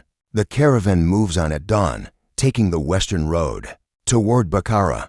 You've been tasked with finalizing trade figures, distributing the master copy of the merchant agreement, and perhaps most importantly updating the main scroll that binds your caravan's value. This is more than inventory. It is memory. It is the formal documentation of what this caravan was worth, what it carried, what it owed, and what it hoped to earn. These scrolls are copied 3 times, one to be kept by the merchant house, one by the lead scribe you, and one to be buried richly beneath the ashes of the first fire lit at the next rest stop. A symbolic gesture, a burning prayer to bureaucracy. You spread the scroll on the table. Carefully, you write, departure from River Bend Inn, 5th day of the 10th moon, under clear skies, inventory stable, copper secured, indigo losses recorded, caravan morale acceptable. It's not poetry. It doesn't need to be. Still, you allow yourself one indulgence. In the margin, you add, wind unusually warm for season, fewer arguments than expected. To songs sung during loading, it won't affect the trade value, but it might mean something. To someone, one day. A commotion rises near the gate. A ride arrives, dust-caked and hoarse. He brings news from a southern route. Bandit trouble near the Oxus. A caravan overturned. Goods taken. 2 guards killed. The innkeeper listens, nods, sighs. She has heard this before. So have you. You cross out a potential stop from your planned route. Not out of fear, just mathematics. You write a note for the caravan leader. Considered detour through Vardanzi. Slower, but safer. He'll grumble. He always does. But he trusts your calculations. Numbers don't flinch. Near midday, the innkeeper hands you something wrapped in cloth. A torn page from an old ledger. Your handwriting. She saved it. From 3 years ago, she says. You'd forgotten a note inside a saddle pouch, one that listed the copper weights incorrectly. She caught it, didn't say anything, just fixed it, saved the note, and waited to return it. You unwrap it slowly. It's barely legible now. The ink smudged into watermarks and thumbprints. But it's yours. You nod, unsure what to say. She just shrugs. Scribes leave more behind than merchants ever know. The final preparations begin. Camels loaded, saddle weights adjusted. A young assistant refills the ink pot you'll carry. You gather your scrolls, your seal, your cracked tea bowl. You sign out of the guest ledger with a simple phrase, westbound. With ink, you pause. Then, just below that line, you add, tea was better than expected. You close the book, tuck it back into the carved wall recess, where hundreds of names sleep beneath dust and age. You don't say goodbye. You simply step into the sun, on the road, hours later. As you bounce atop the lead wagon with your scrolls tucked under your cloak, the caravan creaks into motion. Someone hums a song from Khotan. A child asks why salt weighs more than cloth. You correct her. It doesn't. It just feels heavier because it matters more. You think of the tea steam. The laughter, the ledger, and as the inn disappears behind a curtain of wind-blown sand, you wonder, when the last of the ink is smudged and the page worn through, will anyone know we traded not just goods, but time and silence and care? Story 5. The Clockmakers of Nuremberg's nearly invisible guild. Nuremberg, 1478. The city wakes slowly, as it always does in early spring. The dawn is pale, drifting in like smoke from the east. Frost clings to the church spires, and somewhere, beneath the rhythmic tolling of morning bells, another sound begins, the whisper of gears turning in darkness. You are an apprentice in the city's smallest guild, the Nuremberg Clockmakers Brotherhood. Officially, it is not a guild at all. not in the way the coopers or tanners are recognized by the city council. You have no banners, no ceremonial processions, and no public ledger of membership. You are, to the outside world, simply part of the broader Smith's Guild, but within a small brick shop tucked behind the Fleischbruck. A handful of men shape time itself slowly, methodically, and almost always in silence. Your day begins. Before the city's main clock has even struck 4, you rise in the chill, your breath visible, your blanket stiff at the corners from the cold. The master insists that no timepiece can be understood without first hearing the city breathe. So you listen, a cat slipping over cobblestones, a cart creaking past the bakery, the sigh of air through a half-shuttered window. These, you've been told, are your real reference points, not the sun, not the church bells. The world moves long before it chimes. You walk the short path to the shop, the soles of your boots sounding a soft cadence over the stone. Inside, the master is already at work. He does not greet you. He rarely does. Instead, he points to a long oak table where today's project lies half disassembled, a wall-mounted turretul. Archaic, built for a merchant's townhouse, its pendulum has jammed, and one of its brass wheels has warped slightly from winter damp. You begin cleaning each gear with a stiff bristled brush and a cloth dipped in vinegar. It is slow work, and not without risk. These wheels are hand-filed, and every edge carries the ghosts of the master's tools. You count each tooth on the wheel aloud as you check for warping. 37, you say. 38. 39. Behind you, the master finally speaks. It's 40, not 39. You skip the cracked one. You look again. He's right. One tooth, at the bottom edge, chipped, subtly worn, not missing. But that's enough. A miscount could throw off the entire mechanism. Seconds lost become minutes. Minutes become a merchant's missed meeting, or a baker's spoiled loaf. Time, in this city, has begun to matter. The master wins the mainspring of the house clock. You hear it tighten with the sound of a tense bowstring. Then tick, tick, tick. You are told never to mimic that sound. It ruins your rhythm. You are told instead to listen for irregularities: the missed click, the slow recoil, the wheel that spins a touch too freely. Precision is not about speed. It's about repetition. You take notes in the shop log, written in Latin script. Though your handwriting is still too large, you document. Turret work. Spring to tightened. Gear 3 tooth 40 filed smooth. Pendulum. Readjusted. Test run. 6 hours. No lag. Beside you, the journeyman glances at your notes. He adds, without asking, faint lean to the left on the verge escapement. You nod. He's right. Again. Later in the morning, you are sent to observe the public town clock in St. Lawrence Square. This is the city face, not just of time, but of order. The council commissions annual maintenance, and guilds coordinate their business hours by it. You've been tasked with counting its midday strike for accuracy. You sit in the corner of the plaza, eating a heel of rye bread and writing in a small notebook. 11:57, local bells begin. 11:59, first footstep of beetle. 12 o'clock, chime. Begins, continues for 27 seconds. Slight lag compared to sun shadow over church arch. You know no one reads these notes but you record them anyway. There's honor in unrequested precision. Back in the shop, your next job is smaller.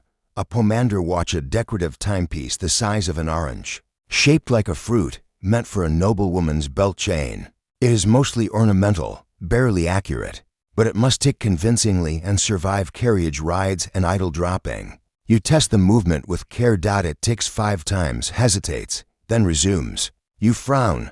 The hesitation could be many things: a misaligned wheel, a weak spring, or simply poor lubrication. You open the case. Inside, the engraving reads, Tempus Tacitum, the silent hour. You write that down, not for the log, for yourself. As dusk approaches, the workshop dims. You light a tallow candle, steadying it with a blob of cooling lead. The master checks one last spring. The journeyman cleans the oil brushes. You copy your log entries into the master register. Each date, each clock, each adjustment noted. Then the master does something rare. He speaks at length. There will be a day, he says, when people forget how to count seconds by breath, when clocks are silent and time comes in glowing numbers. But it will still be people like us who shape it. Quiet people, who file gears and listen. You nod. You do not pretend to understand all of it. You dip your pen in ink again. The nib is worn, the parchment blotched. You write one final line. Tested one timepiece for a woman who did not ask for accuracy. Gave it anyway. And as you close the logbook, snuff the candle, and step into the frost-streaked evening, you wonder, when every hour is measured, who records the moments in between the ticks. The shop opens with frost still clinging to the window frames. You arrive earlier than usual today, not out of duty, but curiosity. The master mentioned something yesterday offhandedly, almost a whisper about a repair commission from the hospital across the Pegnitz River. A tower clock, long neglected, whose our bell had begun to chime, not at the top of the hour, but somewhere between the moment the baker sets his loaves and the moment the nuns open the dispensary shutters. You'd like to see what kind of time does that. The master allows you to tag along, provided you carry the gear crate. You don't mind. It's not heavy, just awkward, filled with springs, winding keys, brass dust cloths, and one folded schematic for a 20-year-old verge escapement that no one has looked at. Since the last plague year, you make your way through the crooked alleys of Nuremberg, past windows where shutters rattle with the wind and residents peer out with the suspicion, reserved for anyone carrying tools, but wearing no apron. The hospital is quiet. To quiet. It smells of sage and lye, with an undertone of broth and resignation. A nurse leads you through the side courtyard, past bundled patients, and a boy coughing quietly into his sleeve. You nod at them out of habit, though you know your trade can do nothing for their ailments. Up a narrow staircase, into the bell tower. The mechanism is older than expected. The iron casing is rusted in places, the counterweights wrapped in patched linen to muffle their clatter. The bell itself is sound, a cast bronze with a rich tone, but the striker arm has bent, and one of the control rods has slipped its socket.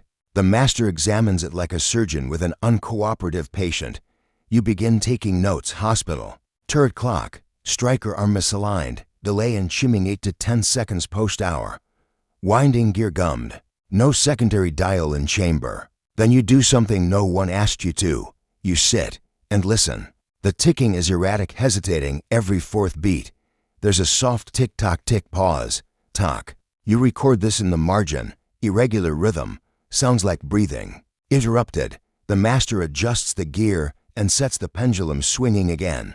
It ticks, more evenly now, but the time, still off. You check your own watch, your practice piece from the workshop, and wait. At the hour, the bell chimes. Late, again. The master mutters, wait, lag.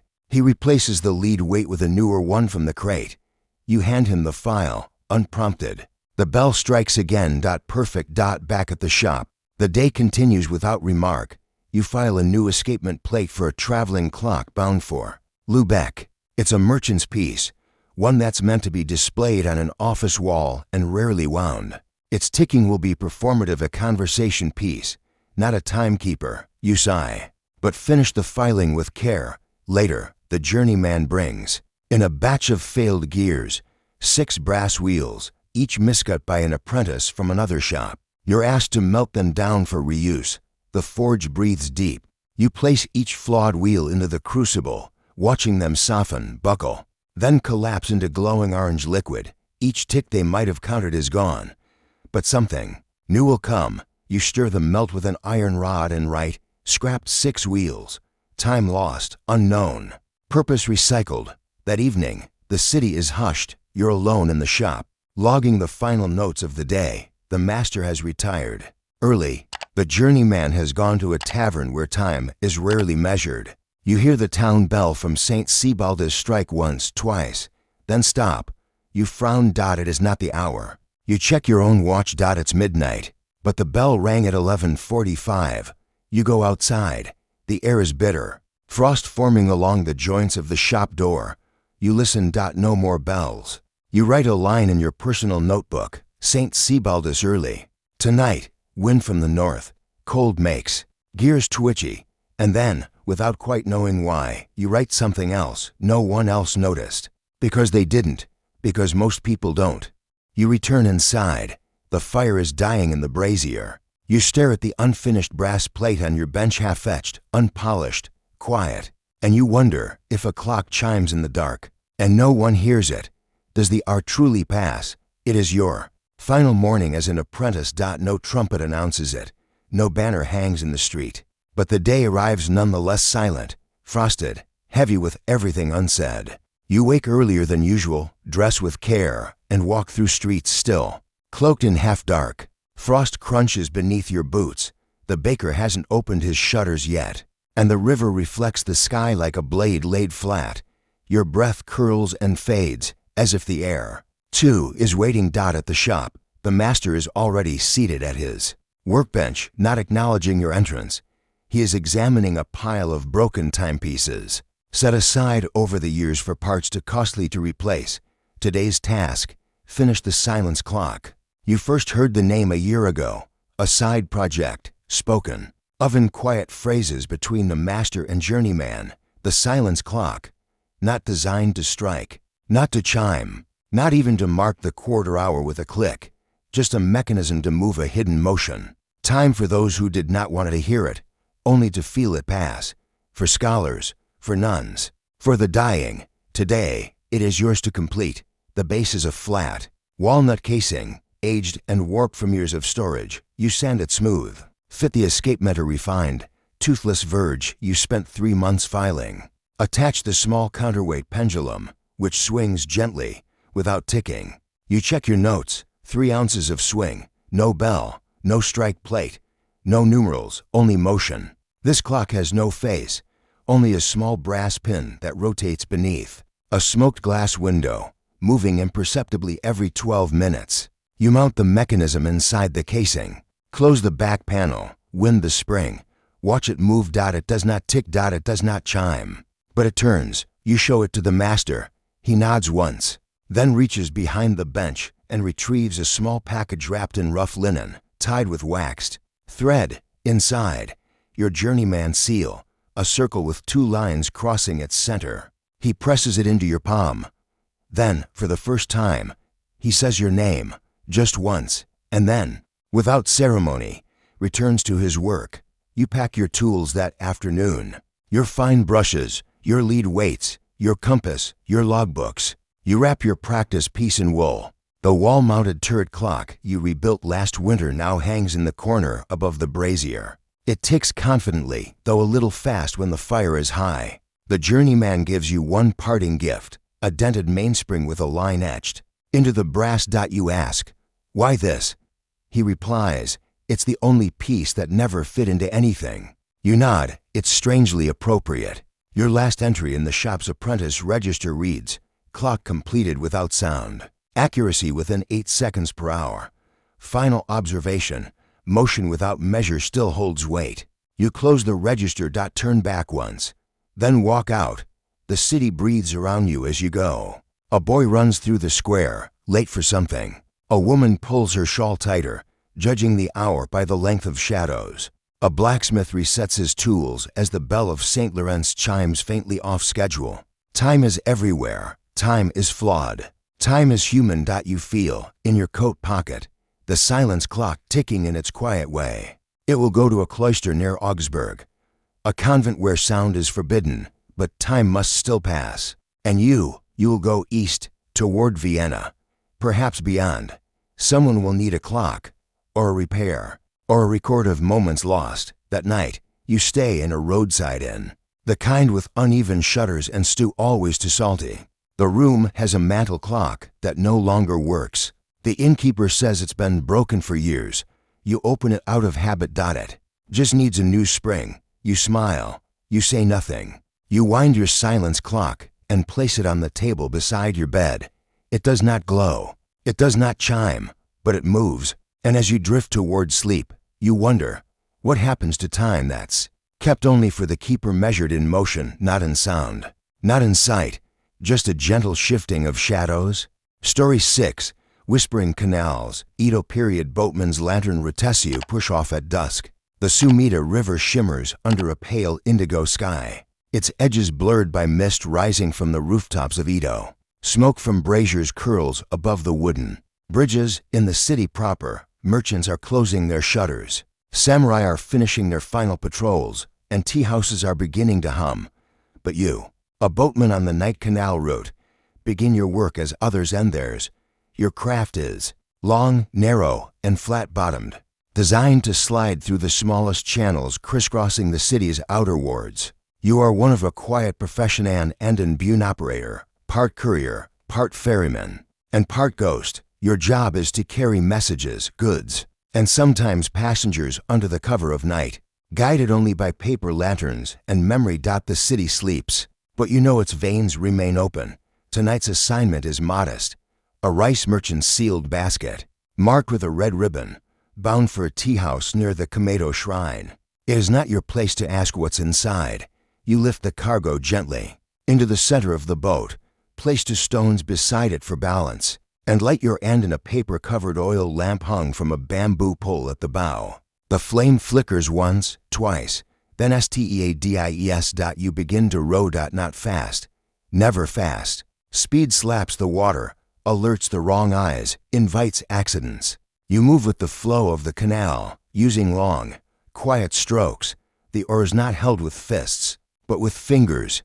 The route begins beneath Yanaji-Bashi Bridge, where the water deepens and the first lantern code begins. Yes, the lantern code. Each boatman along Edo's canal system knows it.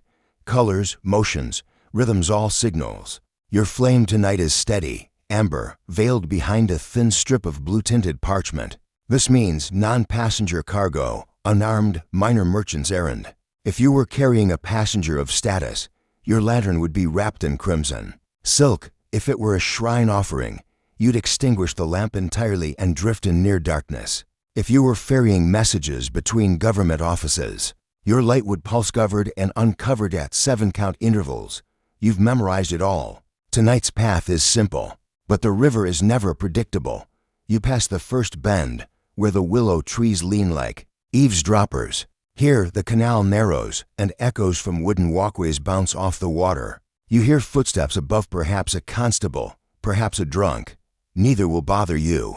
Boatmen are considered part of the city's furniture, useful, unseen, forgotten. An elderly woman watering a rooftop plant sees your lantern glow beneath the bridge and nods. She, too, is part of the night.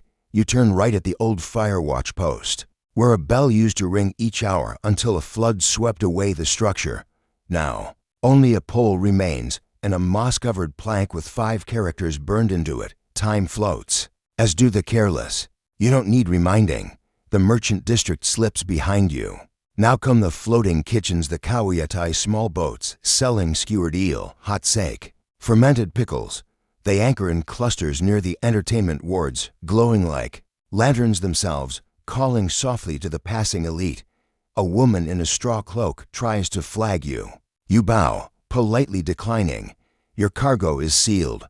You do not stop unless paid to. She understands. Everyone knows the rules on the water. You pass a man singing to himself as he rows in the opposite direction. His lantern is half covered, blinking. Once every 10 strokes, returning empty, you raise 2 fingers in greeting. He nods without looking up. Near the bend toward Fukagawa, the current slows. You shift to the backup or shorter, better for still water. Your breath forms a rhythm. With the dip of bamboo into water, you think about the basket sitting calmly between your knees. You wonder, not out of nosiness, just habit, what it carries. Rice, silver, a letter from one courtesan to another, or nothing at all, just the weight of a promise. You will never know. You once carried a paper-wrapped parcel marked with the shogunate's seal. The recipient was a blind monk who took it with shaking hands and bowed so deeply you feared he'd fall into the river. You never learned what it held. You never asked. Trust, you've learned, is lighter than suspicion and floats better. As you approach the Komedo gate, the mist thickens. Your final signal is simple. Raise the lantern above the bow and swing it slowly to the left. It tells the receiving attendant that the delivery is yours, not a false courier or a decoy. You do it exactly as trained. The attendant bows from the dock. You pull alongside a quiet landing made of cedar planks and unload the basket. He places a single coin in a dish. No words. You nod. Push off. Your work is done. The return is slower. You let the boat drift more than row. The lantern dims to half-mast, signaling, cargo delivered. Returning unladen, the city lights have dimmed. The air smells of doused lantern oil and distant fish stew. You feel the oar's grain in your palm. You think of how many nights you've rowed this same route. You wonder how many memories the canals hold, never recorded, never asked for, just whispered along the ripples and pulled under the bridges. And as the willow branches brush your shoulder, and the lantern flickers once more in the breeze, you ask yourself if the city forgets the hands that carried its stories. Do the canals remember? The wind shifts this evening before you launch from the west dry, dust-scented, the kind that sneaks through slats and tugs loose the edge of your lantern's paper veil. You repair it quickly, smoothing the flap with a dab of fish glue. You keep in a small gourd tied to your belt. The air is different tonight. Tense. The city feels like a pond before a thrown stone. Your assignment comes folded in fine mulberry paper, sealed in wax, no name, no sender. Just a route Hori Canal to the rear gate of the Sogdian compound and a silent expectation that you know the way. You do. But you also know the tides don't always care about paper maps. You light your andon carefully. Tonight, the veil is white silk, not paper, and stitched with a single black thread. The message it sends is subtle. Passenger delivery, discreet, under protection, a rare signal, one you've used only 3 times in your life. You test the flame. The silk glows faintly, like moonlight in a rice bowl, just enough to be seen by those meant to see, and just soft enough not to be noticed by those who shouldn't. The passenger arrives wrapped in a hooded coat, sleeves tied loosely. He says nothing as he steps into the boat. You do not offer help. He does not expect it. You begin to row. Tonight's route is unfamiliar only in direction, not in place. You know the canals, but you've never threaded them backward this way. Upstream through the side cut off the Sumida, past warehouses with no signs and fences with no openings. This path is used by message runners, not boats. You wonder briefly why a courier would be sent this way. Then you stop wondering. Curiosity is not forbidden in your work, but it is rarely rewarded. The Hori Bend is shallow tonight. The tide has pulled low, revealing a line of mudstone beneath the pilings. You shift to your pole, pushing gently along the base. The boat glides silently. The man beside you speaks, at last. Have you done this route before? His voice is quiet. Warn. You nod. Not with passengers. He doesn't reply. Instead, he watches the water.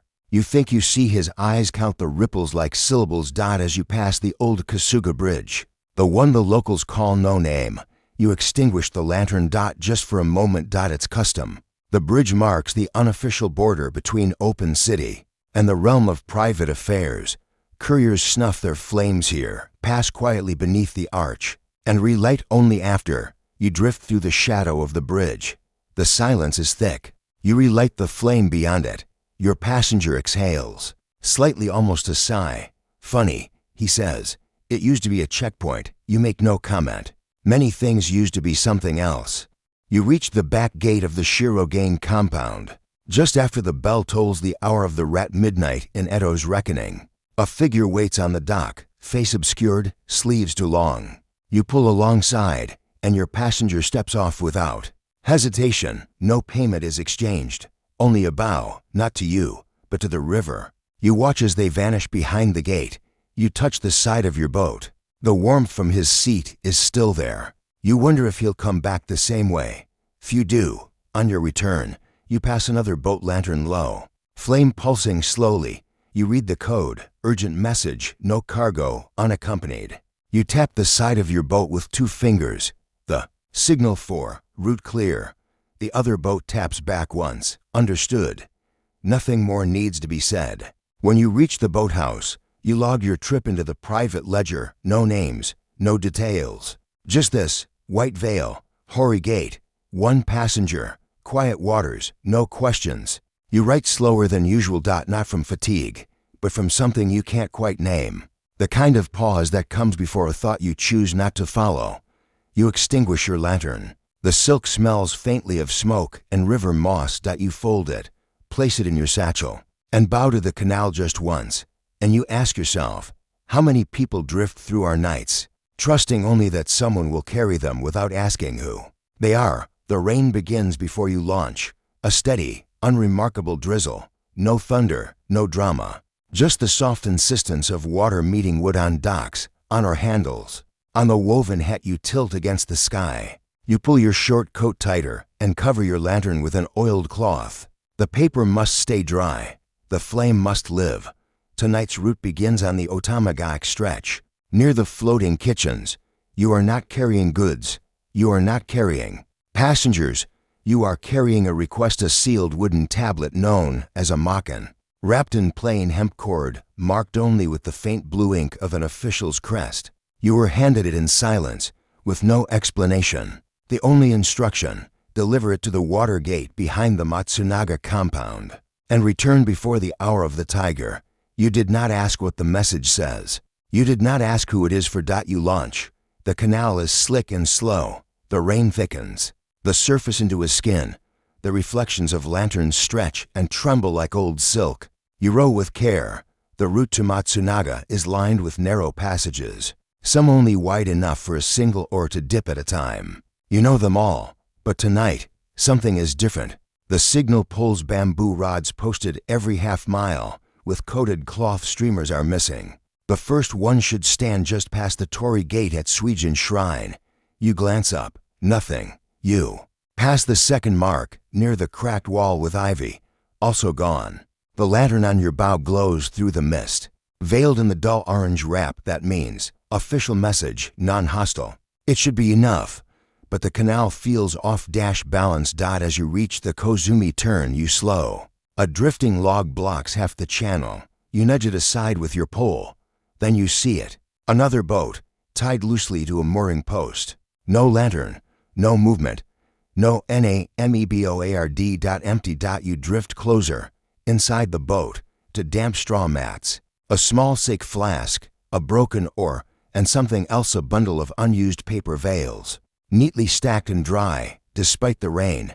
You do not touch. Then instead, you write a note in your log, unmarked boat, location, Kozumi Bend, abandoned, lantern missing, no visible name. You push off, pulse slightly quicker now. You reach the Matsunaga water gate a few minutes early. The house is dark, no lantern lit. You wait the appropriate time, 8 strokes of your oar against the hull, paused evenly between each, a custom older than most houses in this city. Nothing. You signal again. Still nothing. But the gate is ajar. Not open, just unlatched. You consider. Then, following protocol, you step ashore, place the makan gently on the stone just inside the gate, and back away without turning. This is how it is done when no one is there to receive. You push off again. The return feels longer. You take the outer canal, this time wider, deeper, more exposed. The current is swift and cold. You pass a lantern bobbing in the distance, its flame dancing like a startled fish. But no boat follows it. It drifts alone. You whisper the phrase every boatman learns for such moments. Let it find its own mooring. By the time you reach the boathouse, your hands are stiff and your cloak soaked through. The brazier has gone out. The dock lantern is dim. You log the trip in your own book, not the guild's. Message delivered. Gate unattended. Route quiet, but strange. Empty vessel at Kozumi. No signal cloths seen. Then you pause. You turn to the back of the page and write in smaller script. Felt like the city turned its face. The rain finally stops near dawn. The sky is the color of old rice water. You rinse your oar. Hang the lantern to dry. Fold the cloth veil carefully, though the corners are frayed. You stare at the water for a while. A shape moves beneath the surface, likely a carp. But for a moment, it looked like something else. Something deeper, and you wonder when a message is delivered and no one is there to receive it. Is it still heard, somewhere, beneath the water line?